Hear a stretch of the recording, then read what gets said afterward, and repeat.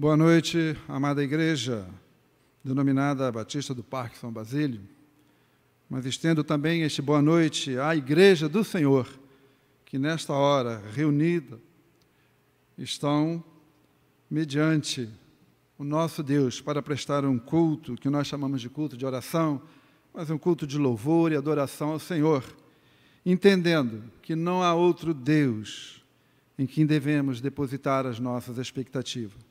Então, a você, meu amado irmão, que porventura também visita o nosso site, que a graça e a paz de nosso Senhor Jesus Cristo já possa estar reinando em vossos corações e nos vossos lares. Que seja o seu lar, neste momento, transformado realmente num santuário em adoração ao nosso Deus. O tema do culto é: deixa Deus sondar o coração. Bem profundo isso, né? Deixa Deus sondar o coração. E como nós precisamos, irmãos, às vezes abrir os nossos corações para deixar Deus nos sondar e nos direcionar, nos conduzir segundo o seu Espírito. Façamos a leitura que está aqui na nossa ordem de culto, que é do texto de introito, HCC 278. Está referendado no Salmo 139, que é um salmo muito bonito, né? A igreja conhece, e é os versos de 1 a 4, e depois o último versículo, o de número 24. Vamos fazer essa leitura, então, juntos? Senhor, Tu me sondas e me conheces. Sabes quando me sento e quando me levanto. De longe percebes os meus pensamentos. Sabes muito bem quando trabalho e quando descanso. Todos os meus caminhos te são bem conhecidos. Antes mesmo que a palavra me chegue à língua, Tu já a conheces inteiramente, Senhor. Vê se em mim há conduta algo que te ofende e dirige-me pelo caminho eterno. Amém. Que Deus abençoe sua palavra lida e que possamos refletir muito nesta palavra, neste salmo, porque o salmista aqui, ele declara, né, algumas afirmações positivas e corretas sobre Deus, é tanto que ele vai falando sobre a sua onisciência, a onipresença, a onipotência de Deus. E no final, ele se deixa realmente ser sondado por Deus, porque ele declara aquilo que ele pensa, os desejos dele. Se os irmãos lerem os salmos lá, a gente vai ficar até assim, né? Que ele odeia aqueles que odeiam a Deus, esse sentimento bem humano, mas ele pede ao Senhor: vê se há em mim algum pecado e guia-me pelo caminho eterno. E às vezes, irmãos, isso acontece muito conosco, mesmo cristãos, diante das circunstâncias, os nossos pensamentos e desejos às vezes estão bem diferentes daquilo que Deus quer. Mas, como cristão, nós precisamos ter realmente essa atitude de deixar Deus sondar, se abrir diante dEle. Senhor, vê se eu estou fazendo as coisas certas, se o que eu estou pensando está correto. Se estiver errado, corrige-me. Então, é uma decisão, e uma decisão de coragem, porque depois é ser obediente àquilo que o Senhor propor e que o Espírito Santo te conduzir. Mas é o que nós devemos fazer, e com alegria, porque como é bom servir ao nosso Deus, o autor e consumador também de nossa fé em Jesus Cristo. Louvemos ao Senhor com o hino congregacional de número 279. Boa noite, amada igreja. Sonda-me, ó Deus. Sonda-me, ó Deus, e conhece o meu coração, prova-me e conhece as minhas inquietações. Salmo 139, versículo 23.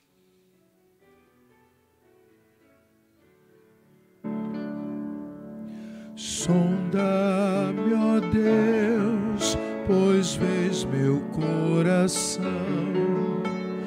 Prova-me, ó Pai, te peço em oração, de todo mal, liberta-me, Senhor, da transgressão também que oculta for. Limpa meu ser dos vis pecados meus, tua promessa cumpre, meu bom Deus. Vem consumir o mal com teu amor, pois quero te magnificar, Senhor.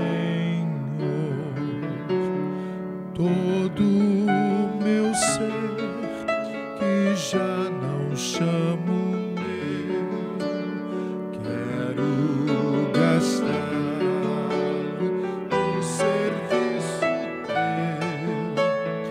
Minhas paixões tu podes dominar, ó Santo Deus, vem sempre em mim estar.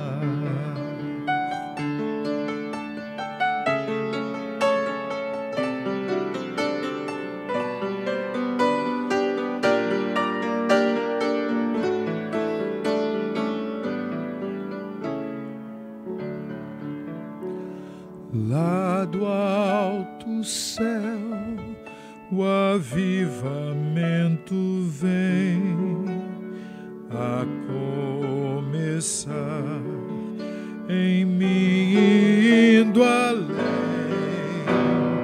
O teu poder, as bênçãos, teu favor, aos que são teus concede, ó Pai de amor.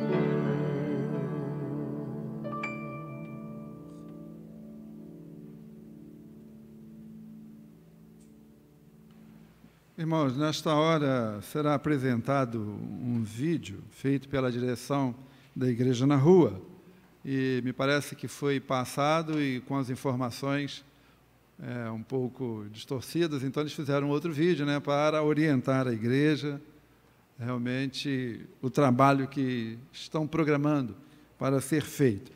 Então, vamos assistir agora, então, este vídeo.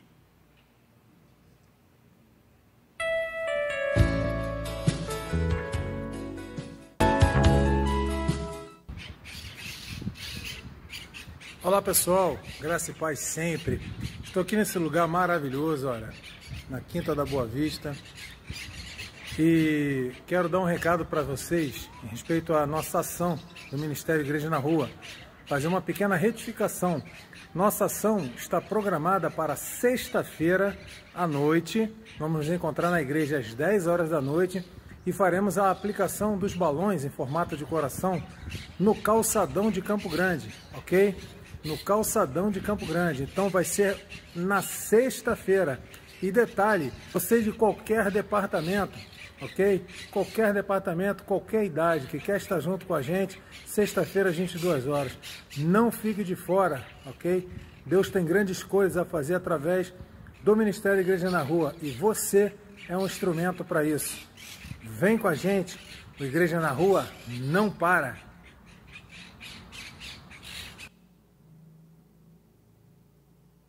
Então, este trabalho muito importante, que já foi feito acho que uma vez, né, estão repetindo, e que Deus abençoe toda a direção e a igreja envolvida neste projeto.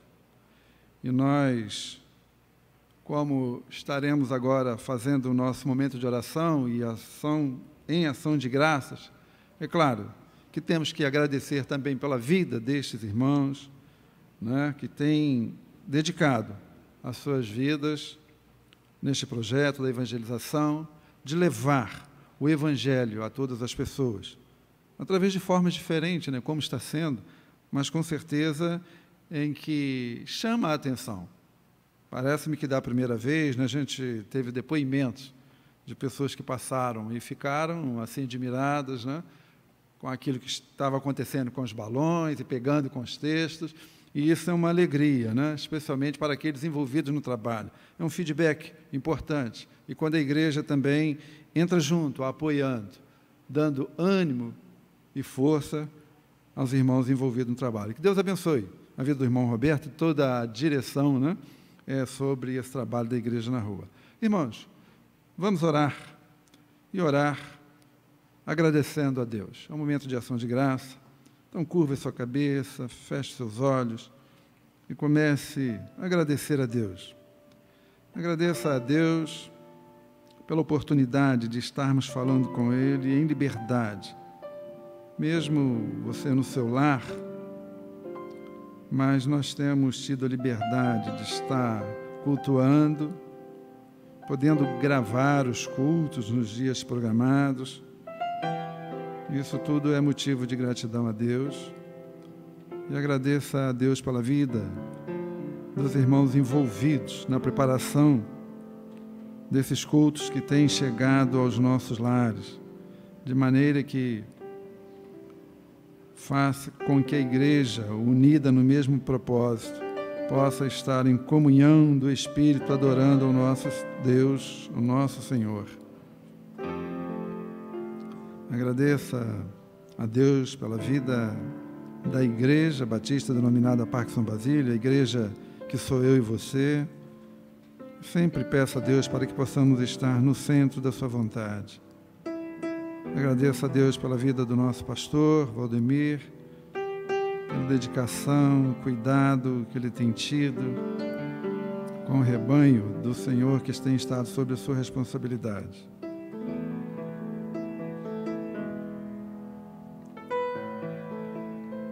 Agradeça a Deus pela sua família, pela vida da sua esposa. Esposa, agradeça a Deus pela vida do seu esposo. Esposos e esposa, agradeça a Deus pela vida dos seus filhos. Filhos, agradeça a Deus pela vida dos seus pais.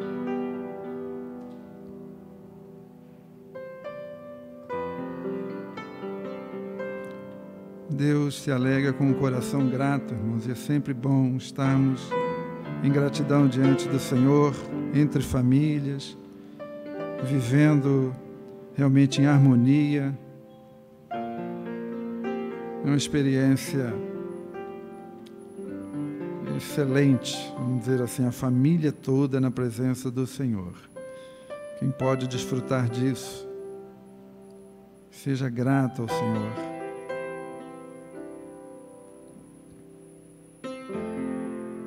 Agradeça pelo pão de cada dia.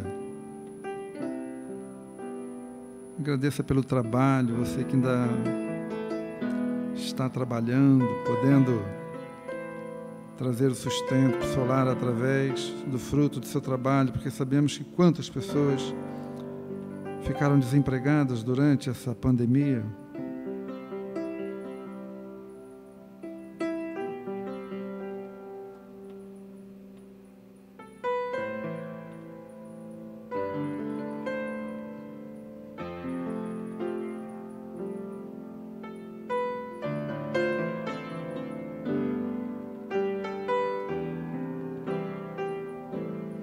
Agradeça a Deus pela sua vida, pela saúde que Ele tem te dado. Glorioso Deus e eterno Pai, nós te somos gratos, Senhor, pela vida que o Senhor tem nos dado, pelo sustento, pelos livramentos que o Senhor tem concedido à tua igreja. Te agradecemos pela tão grande salvação em Cristo Jesus. Te agradecemos, Senhor, porque ainda temos a liberdade de cultuarmos em nosso país, na nossa nação. E que Teu Santo Espírito possa a cada dia a nos ajudar a estar firmes na Tua presença, Te louvando e adorando, aproveitando todo o tempo em que tem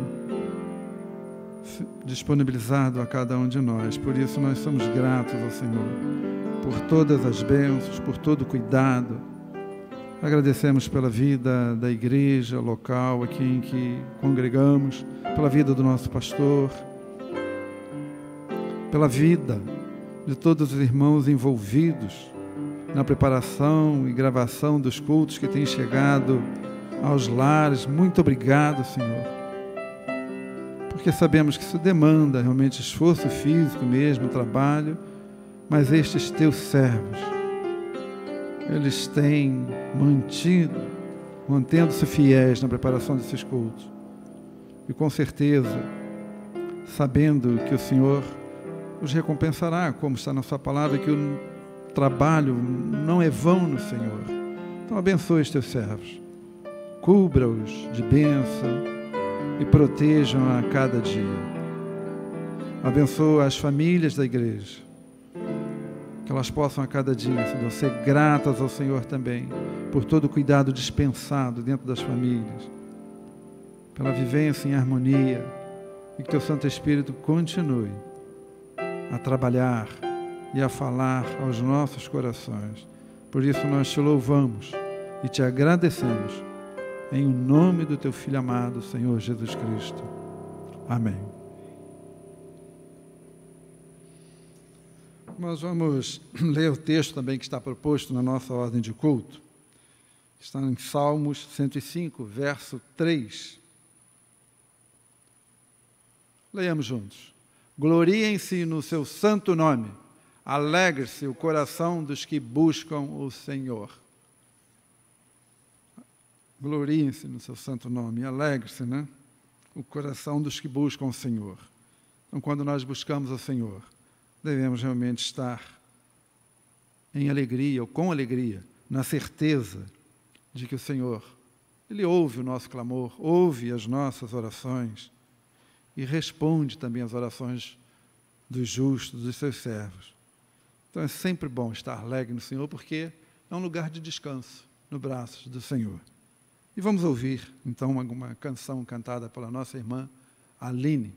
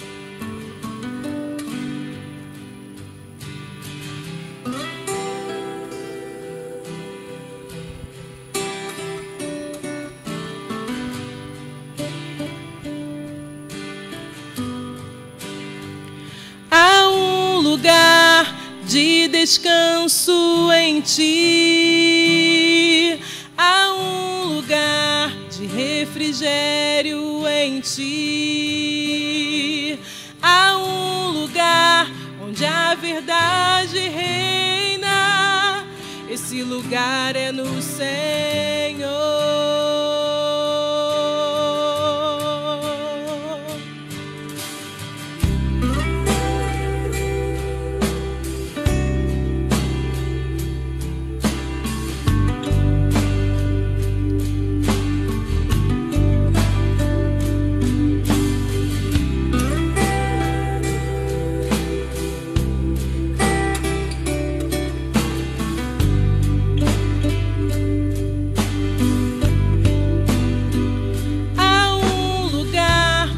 As pessoas não me influenciam. Há um lugar onde eu ouço teu Espírito. Há um lugar de vitória em meio à guerra. Esse lugar é no Senhor.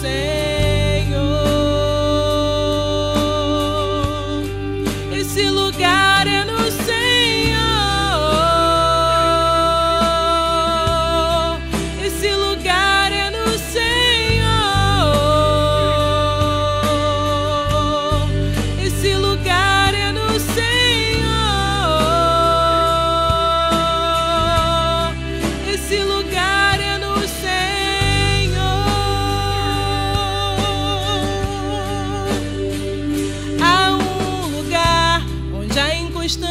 Não me domina. Há um lugar fé fortalecida. Há um lugar onde a paz é quem governa. Esse lugar é no Senhor.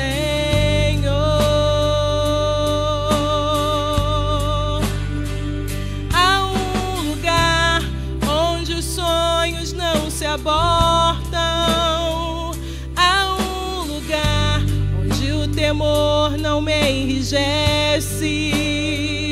Há um lugar que quando se perde é que se ganha.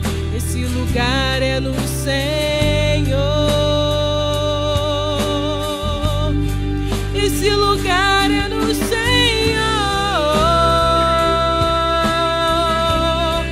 Esse lugar é no Senhor. Esse lugar é no Senhor.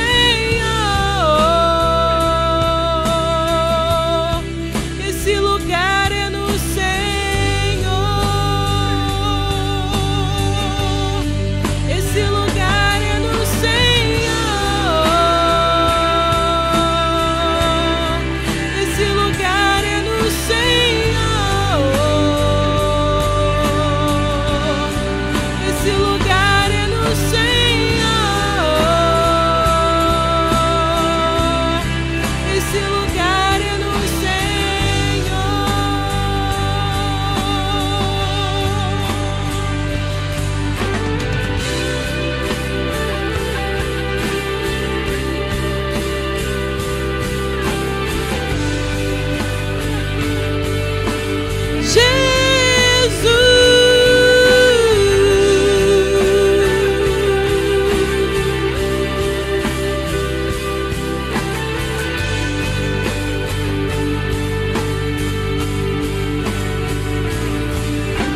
És tudo que eu preciso, Jesus.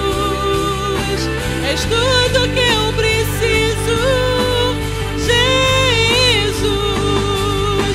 És tudo que eu preciso,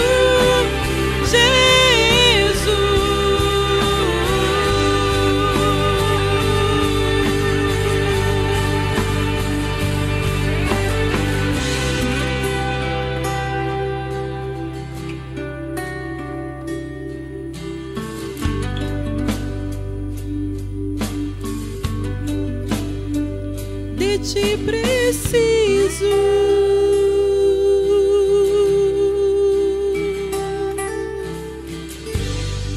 Amém.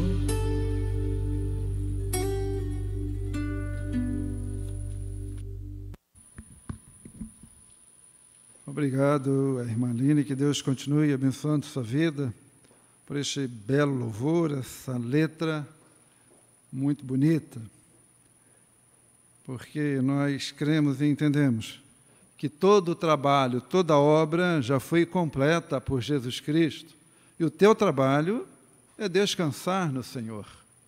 Por isso que 1 Pedro, capítulo 5, versículo 7, ele já nos diz: lance toda a vossa ansiedade sobre mim, né?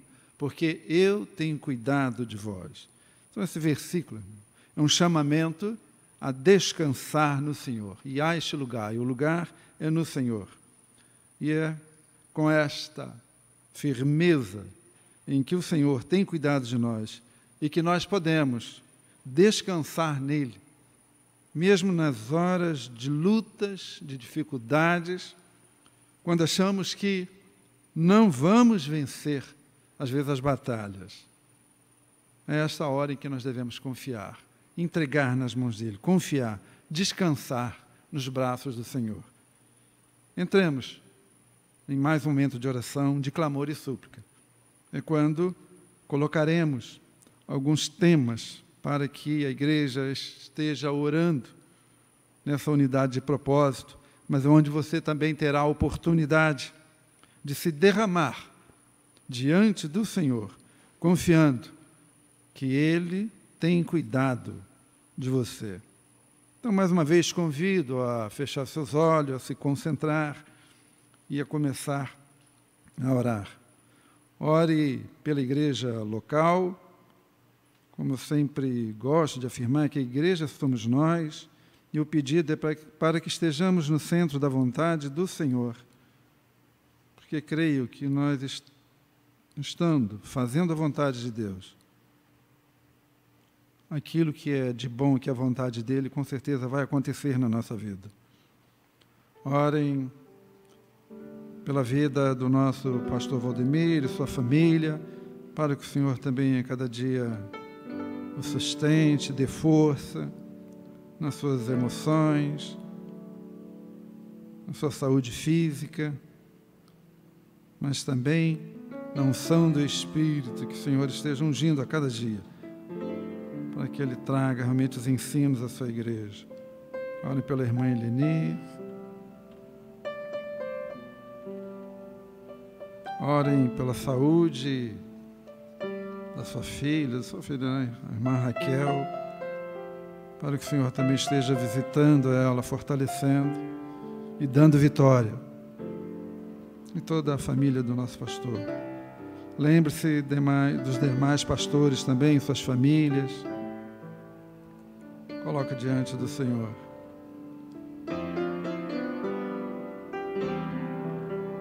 Orem pelas famílias da igreja, para que as famílias possam ser a cada dia fortalecidas no Senhor, nos seus relacionamentos, entre os cônjuges, pais com os filhos, filhos com os pais.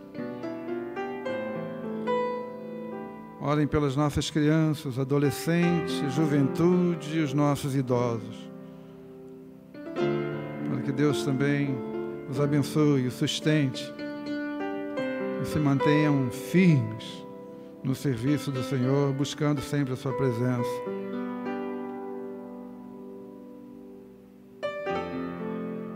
Neste momento de estar orando pelos jovens, você que é pai de oração, coloque os nomes daqueles que você escolheu para orar na presença de Deus agora.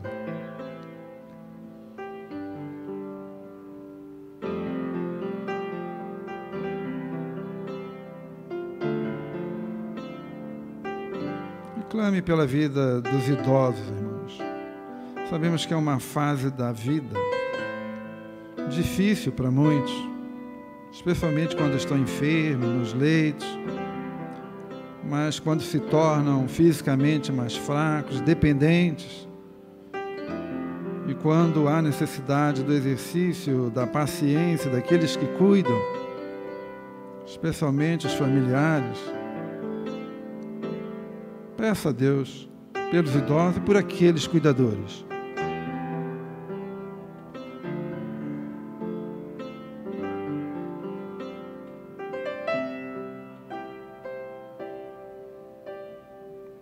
Agora orem pelo nosso país, a nossa nação, colocando a pessoa do nosso presidente também sob a direção de Deus, toda a sua equipe de ministros, assessores, que eles possam ser conduzidos pelo Espírito Santo e que venham sempre tomar decisões e que se torne uma gestão de governo bom aos olhos do Senhor, e que isso se estenda também aos governadores, prefeitos, aos poderes judiciário, legislativo, executivo, todos os homens envolvidos nesse poder terreno que tem essa autoridade para mudar coisas que mudam o destino de uma nação.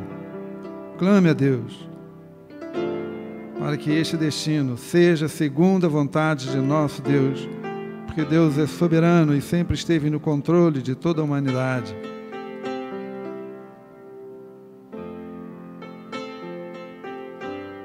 Orem também pelas forças auxiliares, civis e militares. Coloque diante do Senhor também as populações carentes, tão necessitadas, que haja assistência de acordo com a necessidade de cada um, que Deus possa ter misericórdia. Peço a Deus pelos desempregados, para que eles também possam depositar toda a ansiedade que com certeza estão vivendo nas mãos do Senhor, crendo que o Senhor possa cuidar de cada um.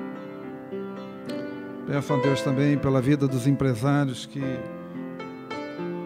devido a essa pandemia, tiveram que fechar seus negócios, suas portas. Mas que o Senhor tenha misericórdia, que dê forças e que haja sempre um sonho, a esperança renasça a cada dia, que tenha visão de futuro.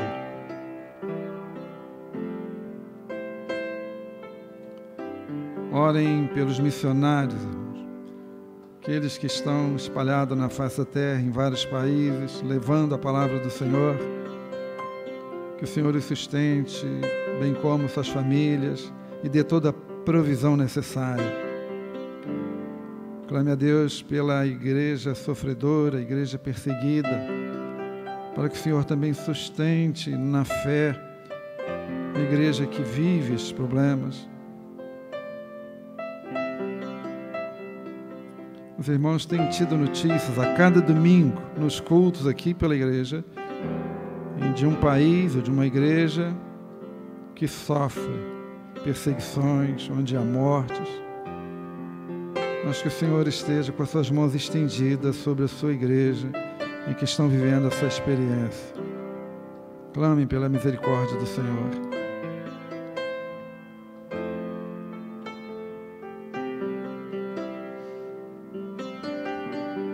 Peço a Deus também pelas famílias da sociedade. Famílias que sabemos que quando vão bem, a sociedade vai bem, mas as notícias que temos e estatísticas de que o número de divórcio cresceu e muito durante a pandemia, por conta das pessoas estarem juntas. Parece que faltou tolerância e aí o número de divórcios cresceu. O Senhor tenha misericórdia das famílias, que elas possam viver os princípios e os valores da palavra de Deus, para que tenhamos também uma sociedade fortalecida e temente a Deus. E agora, peço a Deus também que o bálsamo e o refrigério dele seja derramado sobre as famílias enlutadas, com os corações partidos, feridos pela perda de seus entes queridos. Só o Senhor pode preencher toda essa tristeza nessa hora. Não há palavras que possamos dizer que venha trazer esse conforto, mas que a paz que excede todo o entendimento humano, essa paz que vem de Deus, possa preencher esse vazio desses corações.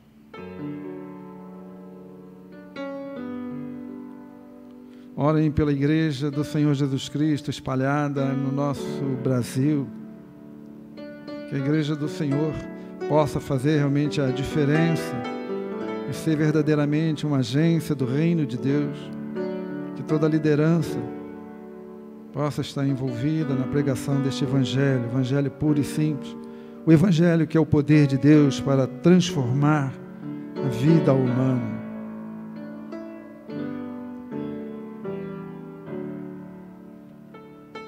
Orem pelas nações do mundo que estão sofrendo muito ainda com esta pandemia, em especial o caso da Índia.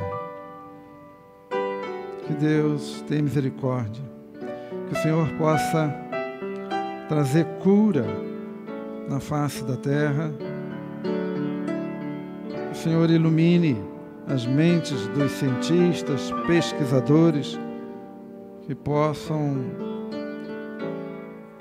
trazer remédios e as próprias vacinas que estão sendo aplicadas sejam eficientes para estancar essa pandemia. Orem pela vida dos profissionais de saúde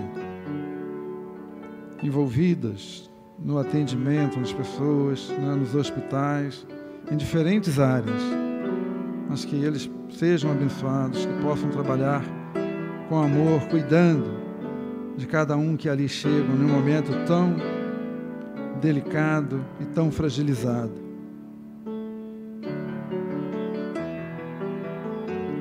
Clame a Deus pela vida dos enfermos, irmãos. Os que estão acometidos pela Covid-19, mas pelos que estão sofrendo outras enfermidades, independente da misericórdia de Deus.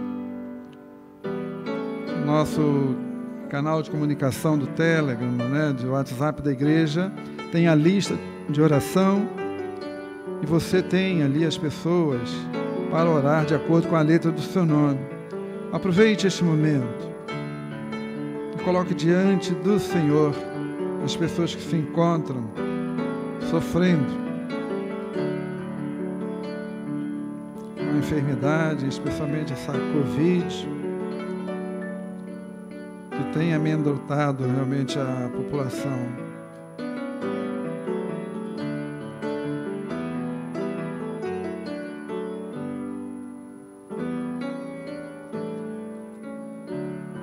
Orem por aqueles que estão nos leitos dos hospitais, nos UTIs, né?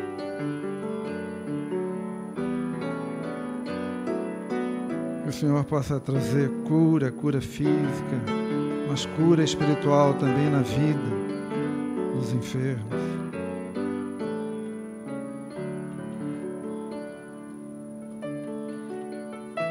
Orem pela saúde também do jovem Ícaro, filho de nossa irmã, né, Nívia. Está com problema também de saúde, dando febre. Que o Senhor possa trabalhar na sua vida, trazendo recuperação. Mais uma vez, colocamos o nome da irmã Raquel, filha do nosso pastor. Orem também pela sua saúde, para que o Senhor complete 100%, né, a sua saúde física.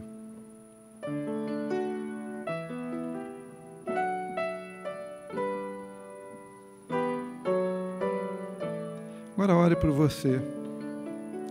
Se derrame nos pés do Senhor. Coloque diante dele também as suas necessidades, as suas aflições, os seus medos. Como falamos no início do tema do culto, deixa Deus sondar o coração. É agora este momento. Como o próprio salmista, no final do Salmo 139, ele abre o coração diante do Senhor, colocando suas defeitos, qualidades, virtudes, mas no final ele se rende. Senhor, vê se há algo errado em mim, e pede para ser corrigido. Então faça esse momento de oração agora, neste sentido, deixando Deus sondar o seu coração, mas confie nele, porque Ele com certeza tem cuidado e cuidará da sua vida.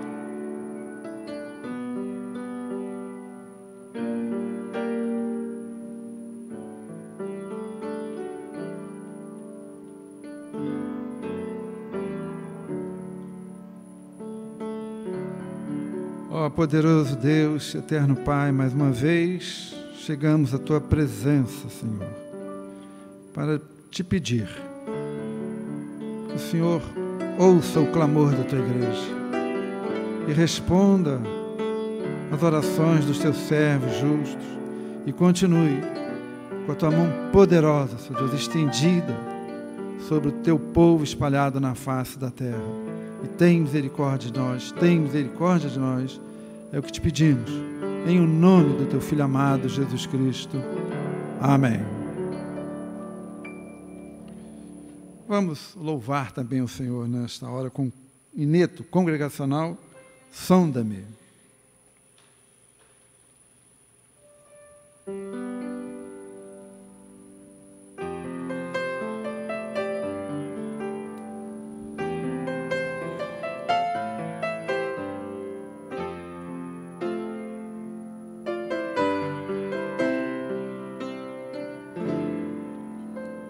Sonda-me, Senhor, e me conheces, quebranta o meu coração, transforma-me conforme a Tua palavra, Enche-me até que em mim se ache só a ti. Então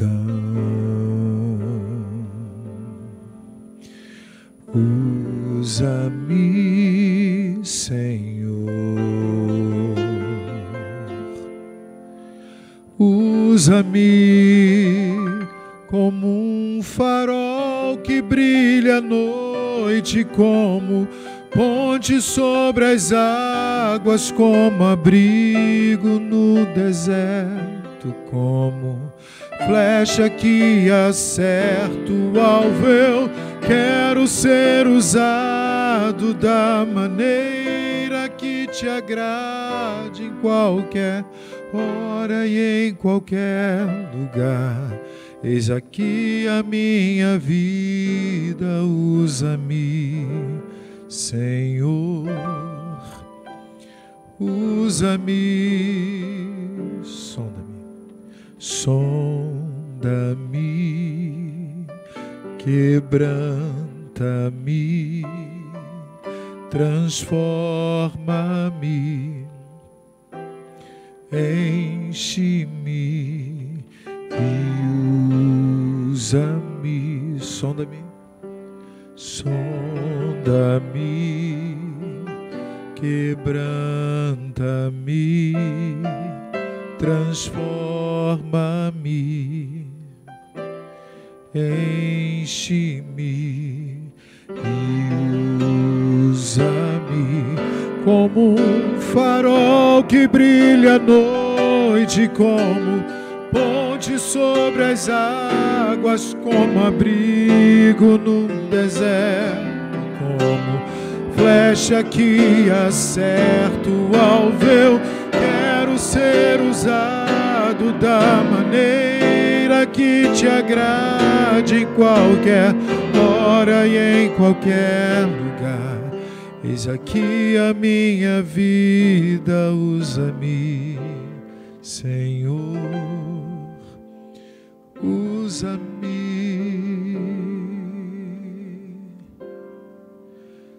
Senhor, amado e grandioso Deus, Pai de nosso Senhor e Salvador Jesus Cristo, nós temos participado de muitas conversas com muitos irmãos nossos e temos percebido, Senhor, como tem sido dias em que, Senhor, precisamos sempre ainda mais dizer isso que acabamos de dizer. Pai amado, som dos nossos corações, para que, Senhor, a gente não venha falhar, não venha vacilar. E que, Senhor, aquilo tudo que nós, crentes novos ou mais antigos, tudo que nós ouvimos, todos os ensinos, Senhor Deus, da Tua Palavra, tudo, continue fazendo a diferença no nosso ser, Senhor Deus, fazendo a diferença no nosso caminhar, motivando, Senhor Deus, nos trazendo esperança, ou avivando a esperança em nossos corações, nos dando discernimento, Senhor Deus, para sempre escolhermos aquilo que está de acordo com o Teu coração. Então, Senhor Deus, sonda os corações dos Teus servos nessa noite, a Tua igreja nessa noite, sonda os corações dos nossos irmãos que estão enfermos e ainda em hospitais, Senhor Deus, das famílias que também estão, Senhor Deus, da mesma forma. Sonda esses corações e traz, Senhor Deus, traz a Tua palavra à nossa mente. Traz, Senhor Deus, servos e servas que Tu usas, Senhor Deus, conforme a Tua vontade, para nos trazer a Tua palavra, que é a verdade. E que, Senhor, verdadeiramente, quando temos a Tua palavra,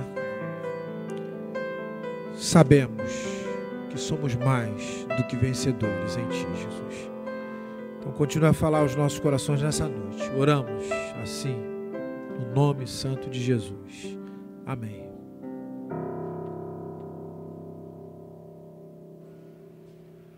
Passaremos agora, então, a palavra ao nosso pastor Valdemir, que continuará, né, trazendo o estudo bíblico para a igreja.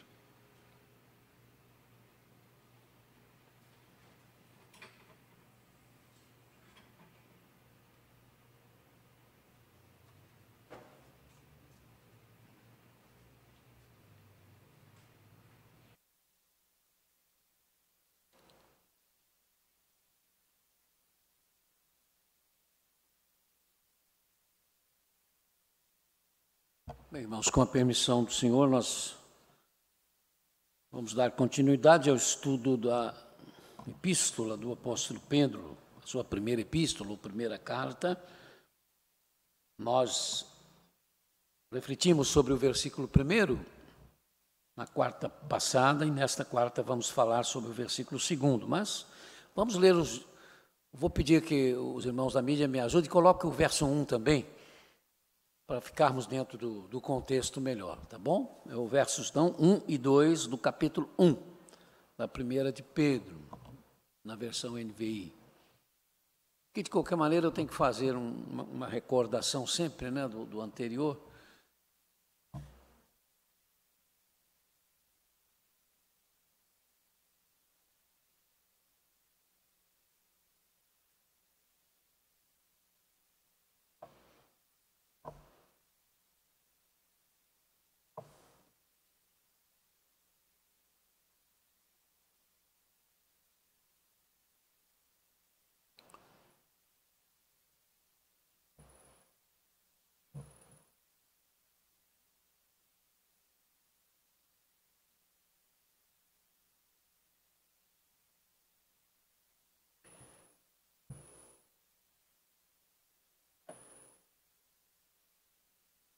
Então, 1 de Pedro 1 e 2, vamos ler o versículo 1 e depois o versículo 2 juntos. Pedro, apóstolo de Jesus Cristo, aos eleitos de Deus, peregrinos, dispersos no Ponto, na Galácia, na Capadócia, na província da Ásia e na Bitínia, escolhidos de acordo com o pré-conhecimento de Deus Pai, pela obra santificadora do Espírito, para a obediência a Jesus Cristo e a aspersão do seu sangue, graça e paz lhe sejam multiplicadas. Então, como dissemos, meus amados, nós iniciamos na última quarta-feira a nossa reflexão, o nosso estudo na chamada primeira epístola ou carta do apóstolo Pedro. Falamos que a data mais aceita, como o ano no qual ela foi escrita, é a do ano 64, ano quando Nero incendiou a cidade de Roma, culpando os cristãos e dando início oficialmente à perseguição do cristianismo por parte do Império Romano. Comentamos sobre a viabilidade, citando inclusive dois importantes historiadores protestantes, um batista e o outro um metodista, de que Pedro realmente tenha estado em Roma, onde foi executado, sendo crucificado de cabeça para baixo. Viabilidade e possibilidade, no entanto, que não apoia a ideia de que ele, Pedro, tenha sido fundador da Igreja de Roma, ou a Igreja dos Romanos, o seu primeiro pastor ou bispo, e assim o primeiro papa. Quanto ao local no qual a carta foi escrita, como Pedro chama o mesmo de Babilônia, aos que insistem em ter sido tal carta produzida em algum lugar na Mesopotâmia, quem sabe no hoje Iraque, em terras, portanto, da antiga Babilônia. Mas dificilmente a Babilônia a ser mencionada pelo apóstolo Pedro não é senão a própria cidade de Roma, que logo após o incêndio e o início da perseguição oficial do império será chamada pelos cristãos de a Grande Babilônia, sendo que todo o império passou a ser chamado de Babilônia. Comentamos que a troca ou o acréscimo do nome Pedro ao nome Simão aconteceu pela lembrança que o nome Pedro sempre traria em todos os tempos, por causa da sua declaração de fé: tu és o Cristo, Filho do Deus vivo, se tornou então na base da igreja, não é que Jesus Cristo, o Filho de Deus vivo, o Messias de Deus, é a base da igreja. Comentamos que, diferentemente de Paulo, Pedro não teve o seu título de apóstolo questionado e que ele se apresentou como o apóstolo de Jesus Cristo. Lembramos que todos os cristãos desses dias logo aprendiam, assim que se convertiam, através dos ensinos orais, que Jesus escolhera 12 apóstolos e que Simão, chamado de Pedro, era uma espécie de porta-voz do grupo e o líder natural, tanto que foi ele quem pregou no dia de Pentecostes, quando da inauguração da igreja. Quanto ao título que lhe dão de príncipe dos apóstolos, não encontramos dificuldades em aceitá-lo, só que ao ser apontado por Paulo, junto a Tiago e João como colunas da igreja, entendemos que a designação príncipe dos apóstolos pode ser dada aos três, a ele, Pedro, mas também a João e a Tiago. De qualquer forma, ele nunca reivindicou superioridade sobre os demais. Ele chamou os cristãos de eleitos de Deus, e aí comentamos as diferentes posições sobre o termo eleitos para os cristãos predestinários e não predestinários. Porque se para os cristãos predestinários o termo eleitos se refere àquelas pessoas que já foram separadas por Deus para serem salvas antes da fundação dos tempos, para os cristãos não predestinários, os eleitos são aqueles e aquelas que Deus elegeu, não porque Ele as separou de antemão para serem salvas, mas porque já sabendo que elas iriam receber a mensagem redentora do Evangelho, na sua onisciência, na presciência de Deus, no pré-conhecimento de Deus, que inclusive será o assunto de hoje também, Deus já as tinha como escolhidas. Na verdade, o apóstolo usou o termo eleitos para consolar os crentes em Cristo. Também o chamou de peregrinos dispersos, uma metáfora descrevendo o relacionamento dos cristãos com o mundo. Afinal, por causa da graça de Deus em Cristo Jesus, o lar dos cristãos, o nosso lar, então, é o céu. E por isso nós, se de fato estamos em Cristo, nós estamos somente passando por este mundo como estrangeiros, de certo modo, como refugiados, usando a terminologia comum dos dias de hoje. Aos que acreditam na possibilidade desses estrangeiros, desses peregrinos, serem cristãos de Roma que foram deportados para as colônias romanas na Ásia Menor durante as várias expulsões do primeiro século. Ao falar dos eleitos de Deus, peregrinos, Pedro disse que eles estavam dispersos no Ponto, na Galácia, na Capadócia, na província da Ásia e na Bitínia. Não era uma igreja, portanto, específica, mas há várias igrejas ou há uma região onde haviam cristãos. Todos esses locais, dissemos na vez passada, estão hoje na Turquia, para onde então fugiam os cristãos ou eram enviados esses cristãos, mas que hoje é um dos lugares bastante difíceis de se praticar o cristianismo. Portas Abertas explica que a situação religiosa da Turquia em relação aos cristãos de hoje pode ser explicado com essas palavras: paranoia ditatorial, hostilidade etno-religiosa, opressão islâmica, nacionalismo religioso, opressão do clã. Em contraste com os anos anteriores, o governo turco atual não só tem como alvo cristãos estrangeiros, mas agora baniu os estrangeiros que são casados com cidadãos turcos e que têm filhos com cidadania turca, visando os cristãos de forma especial.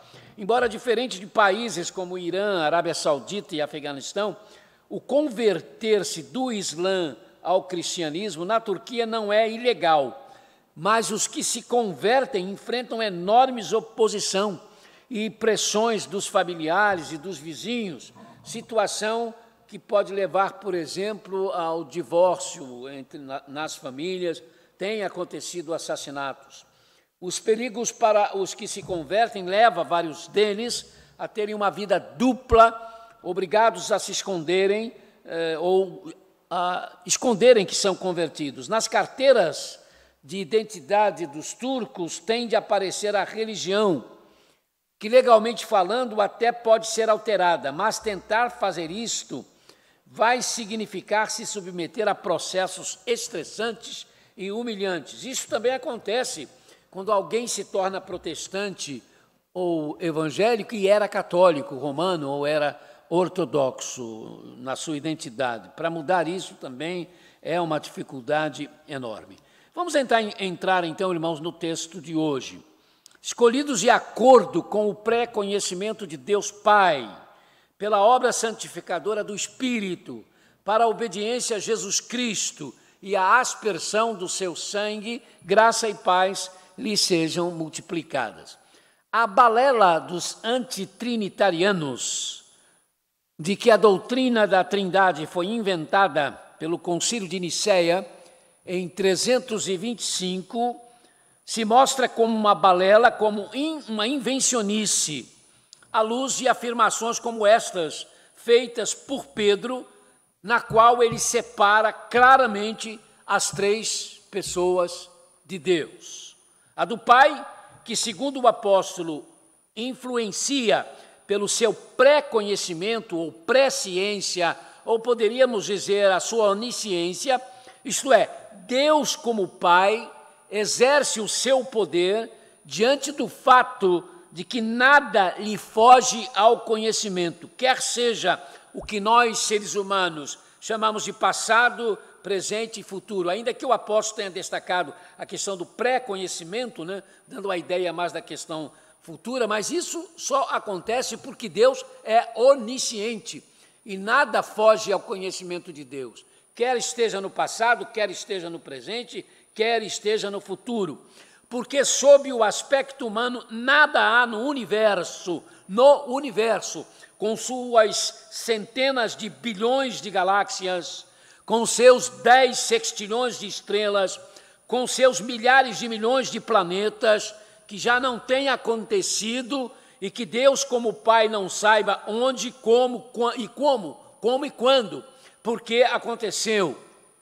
Porque nada há neste momento no universo, com suas centenas de bilhões de galáxias, com seus 10 sextilhões de estrelas, com seus milhares de milhões de planetas, que esteja acontecendo agora, mudando, acabando, sem que Deus, o Pai, saiba como, quando e onde, porque isso está acontecendo. Nada há neste universo, com suas centenas de bilhões de galáxias, com seus 10 sextilhões de estrelas, com seus milhares de milhões de planetas, que esteja ainda para acontecer, sem que Deus, o Pai, saiba como, quando, onde e por que estará acontecendo. Essa é a pessoa do Pai. A pessoa do Espírito Santo é a que nos santifica. O Espírito Santo nos convence do pecado para que nos arrependamos e aceitemos o perdão de Deus em Cristo. Ele nos aconselha, Ele nos consola, Ele nos santifica para obedecermos a Jesus Cristo. Fica claro que o Pai, o Espírito Santo e o Filho, então, possuem funções diferentes. É como dizemos, as três pessoas da Santíssima Trindade se unem, pois uma não existe sem a outra, mas não se confundem. Cada uma delas tem características e funções diferentes, sem que essas funções e características existam sem estar ligadas entre si, mas, como disse, sem que se confundam por causa disso. Vamos ver, por exemplo, no caso da salvação. A obra da salvação é um propósito de Deus. Deus, na pessoa do Pai, montou toda a obra de salvação. Então, Deus, na pessoa do Filho, executou toda a obra da salvação, e Deus, na pessoa do Espírito Santo, é quem tornou e torna possível ao ser humano receber esta salvação. Ao se referir à pessoa do Senhor Jesus, nosso irmão e apóstolo Pedro, a quem podemos chamar de São Pedro, porque Paulo usou a expressão santos apóstolos e profetas, Efésios 3:5, sendo que a mesma designação está no último livro da Bíblia, alegra-te sobre ela, ó céu, e vós, santos apóstolos e profetas, porque já Deus julgou a vossa causa quanto a ela. Como disse, está lá no Apocalipse. De qualquer forma, não temos de fazer disso uma obrigação, porque toda a igreja de Jesus Cristo é formada pelos santos de Deus. Isso inclui a mim e inclui você. Romanos 1, 7, 1 Coríntios 14, 33, 2 Coríntios 1, 1, Efésios 1, 1, Colossenses 3, 12, entre outras passagens que existem, onde é mencionada a igreja como formada pelos santos de Deus. Ao se referir à pessoa do Senhor Jesus, Pedro escreveu citando a obediência a ele, Jesus, e a aspersão do seu sangue. Meus amados e amadas, se Jesus é Senhor, se Jesus é Senhor absoluto, como ensinamos, cremos e confessamos, é porque ao admitirmos isto, nós entendemos que o nosso relacionamento com Ele pressupõe a obediência. Por amor, por gratidão, mas obediência. Por isso é nosso dever, à luz da palavra de Deus, conhecer qual é a vontade de Deus em Cristo para nós. Por amor, como eu disse, por gratidão, mas obediência. Se não o obedecemos, nós não o amamos e nele somos gratos. Aspergir, Pedro fala da pessoa de Jesus que deve ser obedecida e fala da aspersão do seu sangue. Aspergir está associado a líquido, é borrifar, pingar um líquido sobre a cabeça ou o corpo de alguém ou sobre alguma coisa.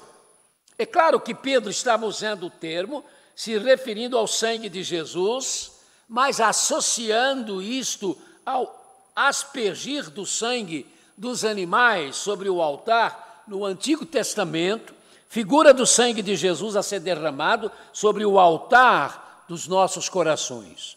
O aspergimento do sangue de animais na religião judaica encontrou o seu significado, o seu sentido final no sacrifício do Senhor Jesus na cruz do Calvário.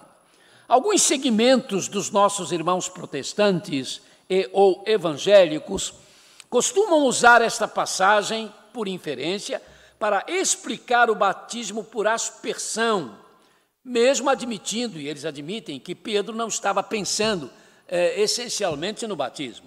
Sendo o batismo um símbolo, eles explicam, sendo o batismo, então, também um símbolo, e é do derramamento do sangue de Cristo por nossa salvação, ele pode ser, dizem os nossos irmãos não imersionistas, perfeitamente feito pela aspersão. A meu ver, sem querer impor a minha opinião, há duas verdades que precisam ser destacadas nesta situação. A primeira é de que não há como se ter dúvida acerca do batismo por imersão, como tendo sido a prática dos apóstolos e das igrejas cristãs primitivas ou primeiras por muito tempo. A palavra batismo no grego significa mergulho, afundamento. Em Atos 8:36 em diante, nós temos o relato do batismo do eunuco, feito por Filipe, e o texto nos fala de que ambos entraram na água. Para que entrar na água se não fosse para mergulhar o candidato? Para que ele entrar na água? Para lhe jogar água na testa ou na cabeça. Quando o apóstolo Paulo, escrevendo aos Romanos capítulo 6, nos falou do batismo em Cristo, explicando que no batismo nós morremos, nós somos sepultados e ressuscitamos com Cristo. Não há como não admitir que a imersão é a forma mais clara de se representar isto. Quando no Didaqué, ou no ensino dos 12 apóstolos, nós temos em sua primeira parte, e que foi escrita no mais tardar, por voltas do ano 90, antes, portanto, do Novo Testamento já ter sido completado, ainda que já estivesse escrito, mas ainda não havia sido aceito como Sagradas Escrituras, essa obra, que vai ser chamada de o primeiro catecismo do cristianismo, ou o primeiro material preparando pessoas para serem batizados, nós vamos encontrar o seguinte lá: não havendo água corrente, pode-se batizar derramando água na cabeça do candidato. E a história nos mostra, irmãos, ela nos mostra que então a imersão era a forma comum do batismo. Por isso esse documento, ainda tão cedo, né, nesse cristianismo, fala que se não houvesse possibilidade de usar a água corrente, que se usasse, então, a forma da aspersão. Esse documento não estava propondo uma mudança na forma, mas sim uma alternativa no caso de não ser possível se praticar a forma original.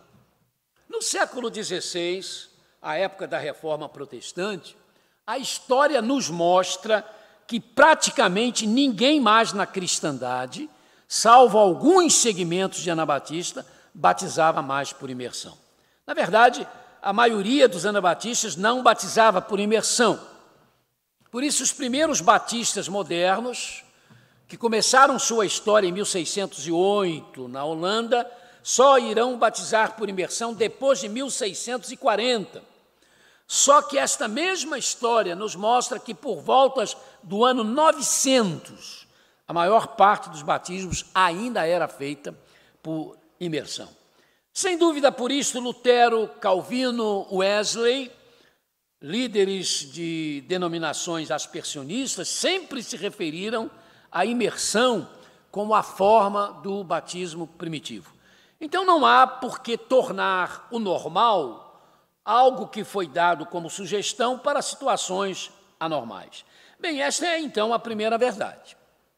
Mas a segunda verdade é que nós não podemos perder a visão do todo. E dentro desta visão está o percebermos que Deus não se prende necessariamente a formas. Vejamos, por exemplo, a maneira de ser do sacerdócio judaico dado na lei, com a aprovação de Deus, por exemplo, tinha todo um significado, tinha toda uma razão de existir, mas esse significado e essa razão de existir em Cristo Jesus desapareceu, perdeu o sentido. Inicialmente, o sacerdócio deixou de ser algo restrito a uma casta, a dos levitas, porque em Cristo o sacerdócio passou a ser para todos os que recebem Jesus como Senhor, inclusive as mulheres. Então, os rituais, as roupas, as maneiras de se preparar o altar e as mesas para os pães, a entrada anual, uma vez só por ano, do sumo sacerdote no Santo dos Santos, deixaram de existir, numa demonstração inequívoca de que Deus não está preso a formas, a rituais e a ambientes. Deus pode se utilizar destas realidades conforme lhe apraz, mas não está preso a elas. Então, mais do que a forma, interessa a Deus o significado do templo, o significado do culto, o significado do batismo, o significado da ceia do Senhor. Eu cresci, irmãos, e eu sou batista desde os 8 anos de idade, eu cresci ouvindo da parte de alguns líderes algo que me deixava já mesmo novo, um pouco confuso. Nenhuma pessoa no Brasil que não seja batizado pelas mãos de um pastor da Convenção Batista Brasileira está realmente batizado. Eu ouvi isso várias vezes. Como ensinávamos, e sempre ensinamos, que o batismo não salva, numa espécie de favor, era quase um favor, feito aos outros cristãos evangélicos, então eu ouvia dizer, eles estão salvos, coitados, mas não estão batizados. Eu estava em 1960, com 10 anos de idade, no encerramento do 10º Congresso da Aliança Batista Mundial no Maracanã. Como à época, o Maracanã conseguia receber 250 mil pessoas, não são os 80 mil que recebe hoje, eram 250 mil pessoas. Naquela época, nós conseguimos, os batistas, a convenção conseguiu alugar o Maracanã.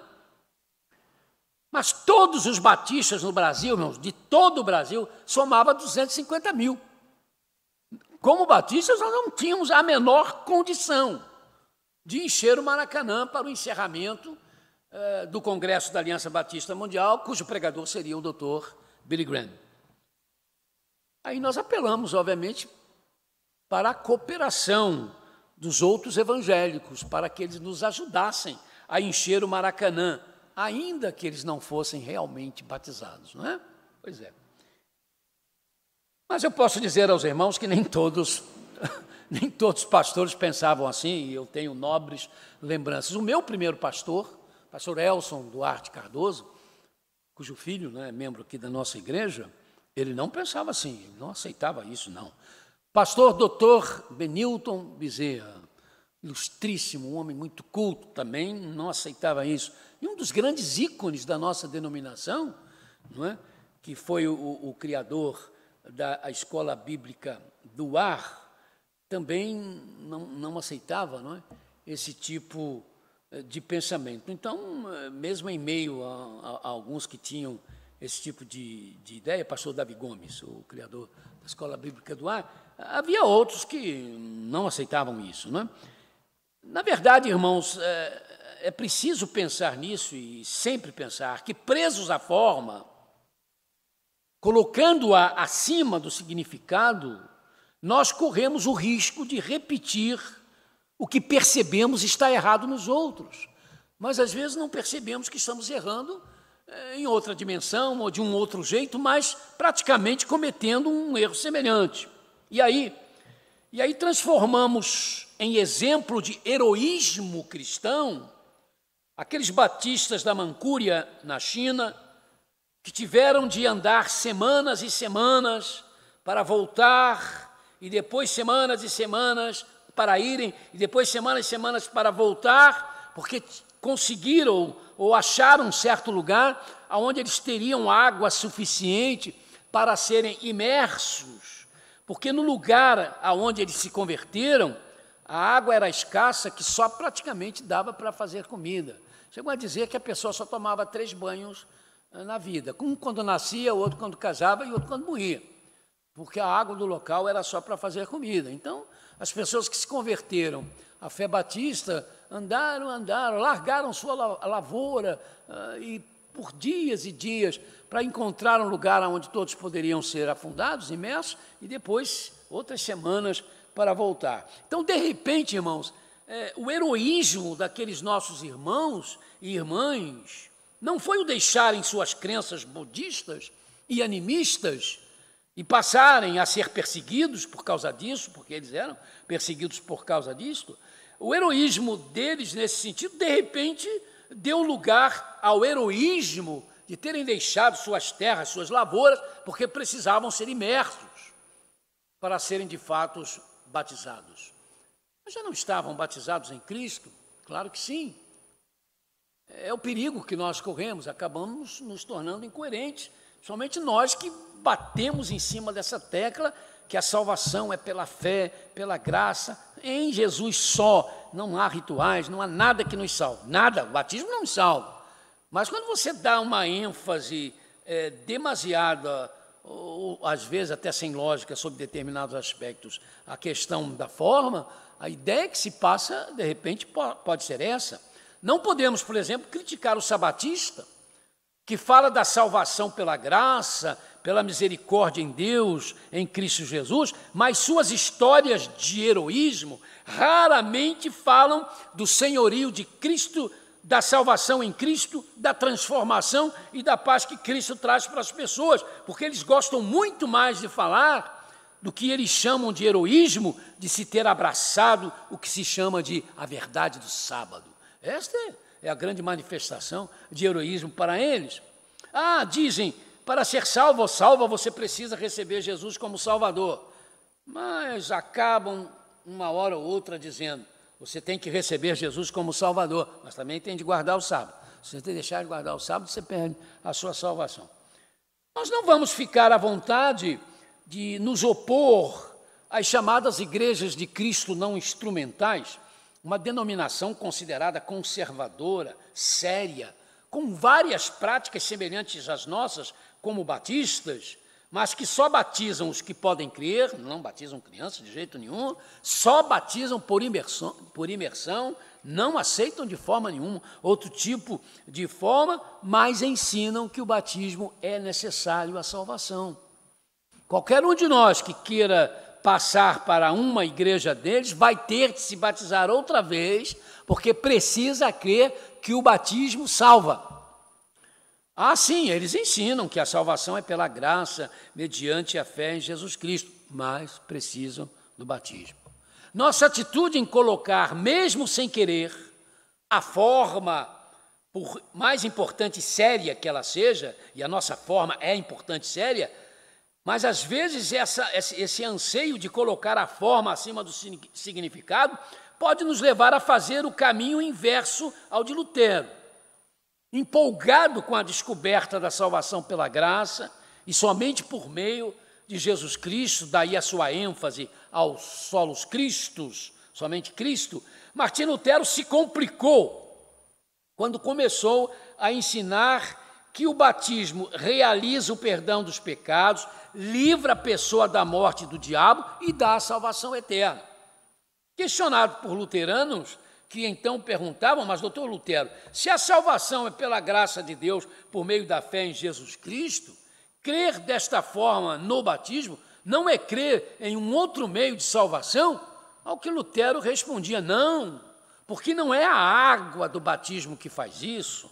A água do batismo é só água, mas é a palavra de Deus, o Evangelho, na água do batismo, que faz isso.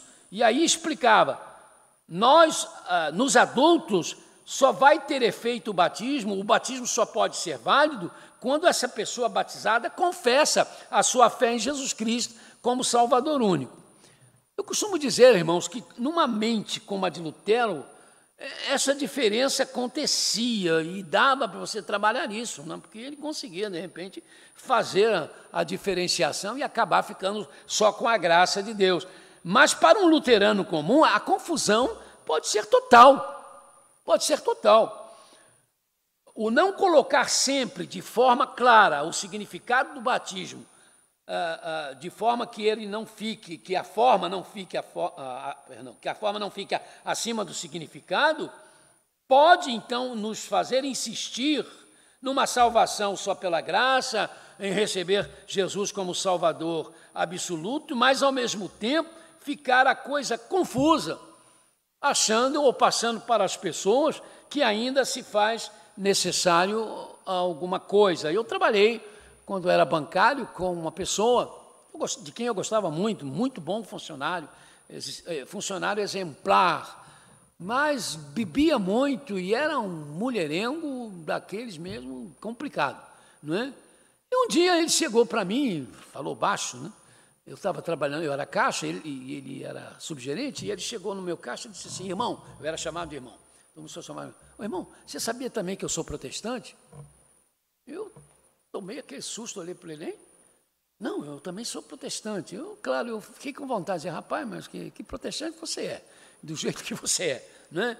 Mas ele nem precisa falar nada, parece que ele percebeu que ia dizer qualquer coisa. Não, mas eu estou tranquilo, eu já me batizei e uma vez por ano, na Páscoa, eu vou tomar a Santa Ceia. Disse, que igreja você é? Eu sou luterano. Essa é a confusão, irmãos. Nessa explicação de Lutero sobre batismo, ele estava tranquilo. Eu me batizei. Então, eu já fui livre da morte, já estou livre do pecado, entendeu? Mesmo que eu peque à vontade, eu estou batizado. Aí tomo uma vez a ceia por ano, não é?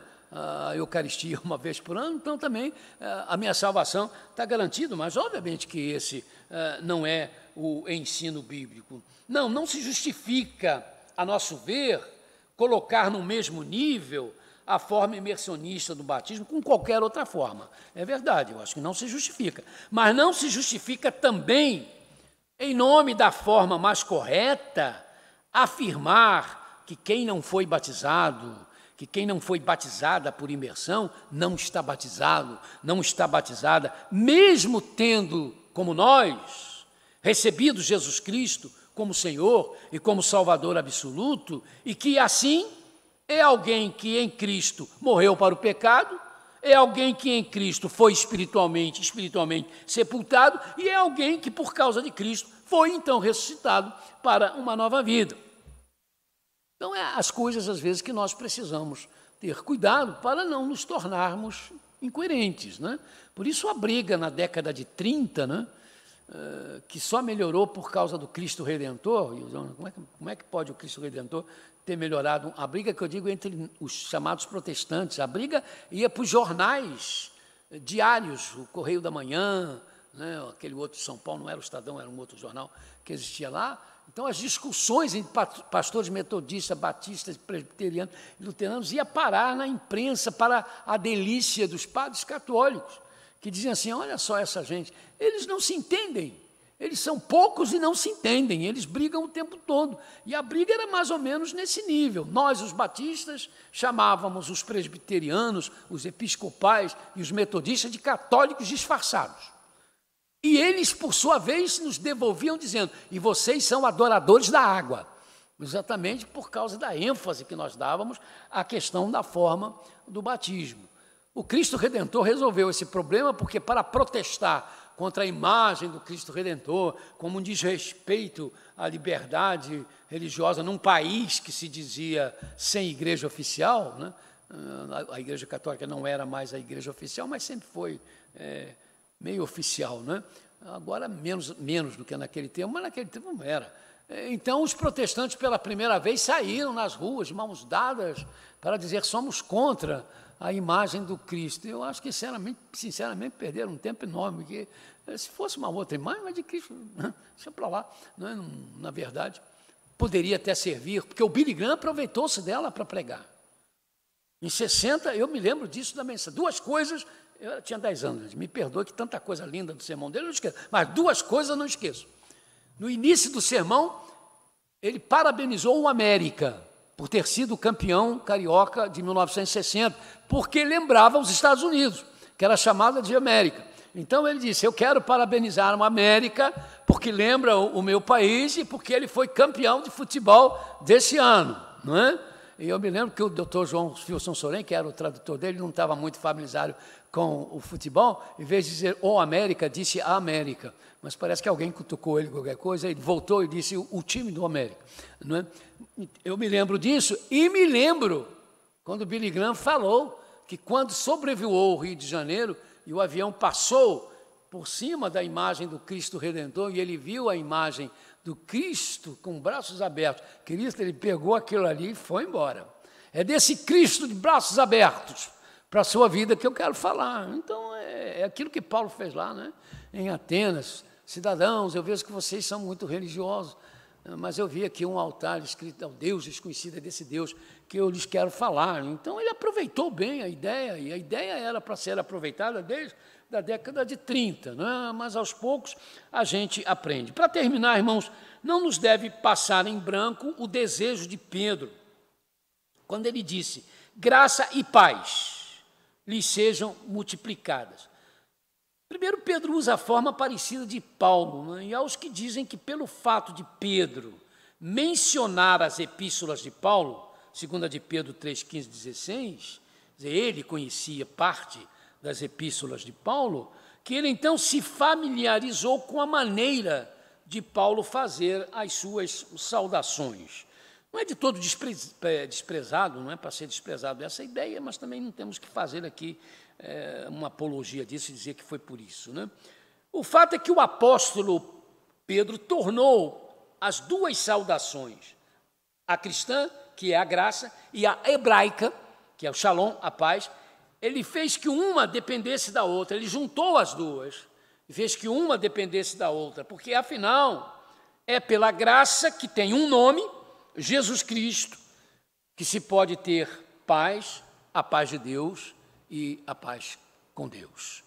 Que Deus nos abençoe e nos ajude, não é, a assimilar estas coisas, não apenas para conhecimento, mas para a nossa vida devocional, para a nossa vida cristã, nos ensinando também a procurar a ter equilíbrio, né, sem abrir mão das nossas convicções, mas o abrir mão de convicções ou ter convicções não significa que tenhamos de ser incoerentes, né, com aquilo que de repente nós estamos ensinando. Que Deus, então, nos abençoe e nos permita, então, prosseguir no estudo desta carta de Pedro. Vamos encerrar, irmãos, nosso culto com a impetração da bênção dos apóstolos, como costumamos fazer às quartas-feiras. E agora que o amor de Deus, nosso Pai, que a graça de Jesus Cristo, Filho, que a consolação, o aconselhamento, a orientação do Espírito Santo estejam conosco, que aqui estivemos possibilitando esta gravação, estejam com você que está agora em sua casa ou em outro lugar, nos ouvindo, nos assistindo, e esteja com todo o povo de Deus presente em toda a face da terra, agora e para sempre. Amém, amém e amém.